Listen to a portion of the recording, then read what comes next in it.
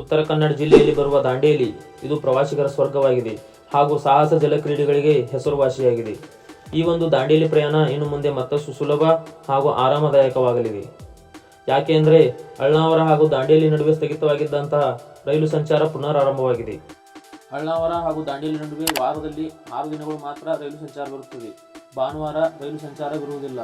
ಆ 6 ದಿನಗಳಲ್ಲಿ ಪ್ರತಿದಿನ 3 ರೈಲುಗಳು ಅಳ್ನಾವರ ಹಾಗೂ ದಾಂಡೇಲಿ ನಡುವೆ ಸಂಚರಿಸುತ್ತವೆ. ಅಳ್ನಾವರ ಜಂಕ್ಷನ್ನಿಂದ ದಾಂಡೇಲಿಗೆ ಮುಂಜಾನೆ 5:30, ಮುಂಜಾನೆ 7:40 ಹಾಗೂ ರಾತ್ರಿ 7:30ಕ್ಕೆ ರೈಲುಗಳು ಹೊರಡುತ್ತವೆ.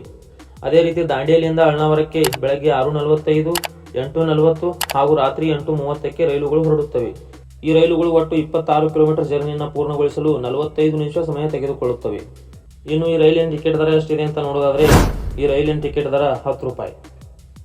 ಇದರಲ್ಲಿ ಒಂದು ರೈಲನ್ನು ಬೆಂಗಳೂರಿನಿಂದ ಬರುವ ರಾಣಿ ಚೆನ್ನಮ್ಮ ರೈಲಿಗೆ ಲಿಂಕ್ ಮಾಡುವ ರೀತಿ ಸಮಯವನ್ನು ಸೆಟ್ ಮಾಡಿ ಅಂತ ಬೇಡಿಕೆಯನ್ನು ಮುಂದಿಟ್ಟಿದ್ದಾರೆ. ಈ ಬೇಡಿಕೆ ಮುಂಬರುವ ದಿನಗಳಲ್ಲಿ ಈಡೇರುವ ನಿರೀಕ್ಷೆ ಇದೆ. ಇದರ ಬಗ್ಗೆ ನಿಮಗೆ ಅನಿಸುತ್ತೆ ಅಂತ ಹೇಳಿ ಕಮೆಂಟ್ ಬಾಕ್ಸ್ನಲ್ಲಿ ತಿಳಿಸಿ. ಈ ವಿಡಿಯೋನ ನಿಮ್ಮ ಫ್ರೆಂಡ್ಸ್ ಆ್ಯಂಡ್ ಫ್ಯಾಮಿಲಿ ಮೆಂಬರ್ಸ್ಗೆಲ್ಲ ಶೇರ್ ಮಾಡಿ. ಸಿಗೋಣ ಮತ್ತಷ್ಟು ಮುಂದಿನ ವಿಡಿಯೋಗಳಲ್ಲಿ. ಅಲ್ಲಿವರೆಗೂ ಜೈ ಕರ್ನಾಟಕ.